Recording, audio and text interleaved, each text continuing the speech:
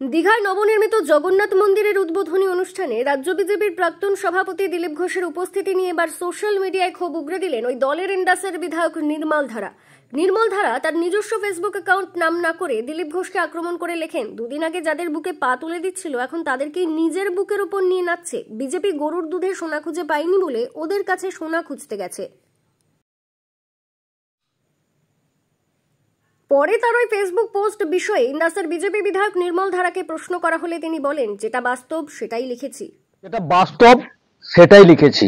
দেখুন, সৌজন্যের খাতিরে বললে 2021 সালে যেভাবে বিজেপি কর্মীদেরকে ঘরছাড়া করা হয়েছে, তাদেরকে অত্যাচারিত করা হয়েছে এবং মার্ডার পর্যন্ত করা হয়েছে, সেই সময় উনি না গিয়ে এখন উনি গেছেন এখানে বিজেপি কর্মীদের উপর ভাবাবেগে আঘাত করেছেন। বিজেপির ঘোষিত কর্মসূচি ছিল, সেখানে উনি না গিয়ে এবং হিন্দু মন্দির পুনর্নির্মাণ করার জন্য যে ঘোষিত কর্মসূচি ছিল সেখানে না গিয়ে উনি জগন্নাথ মন্দিরে যেতে গেছেন। দুদিন পরেও যেতে পারতেন।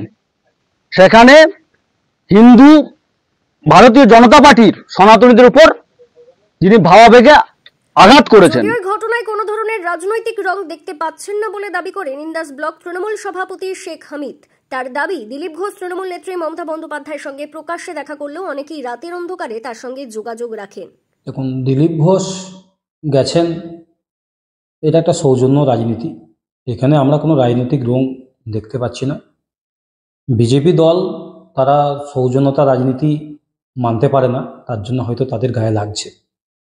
আর মমতা বন্দ্যোপাধ্যায় এর কাছে সবাইকে যেতে হয়।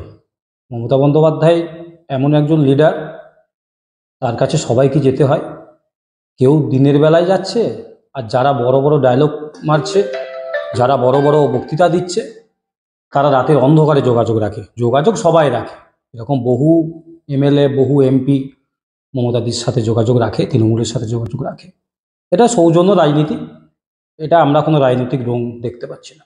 ওরা যে ঠাকুরকে নিয়ে, দেবতাকে নিয়ে, ঈশ্বরকে নিয়ে যে রাজনীতি করছে, সেটা একটা পরিষ্কার ওরা করে দিয়েছে।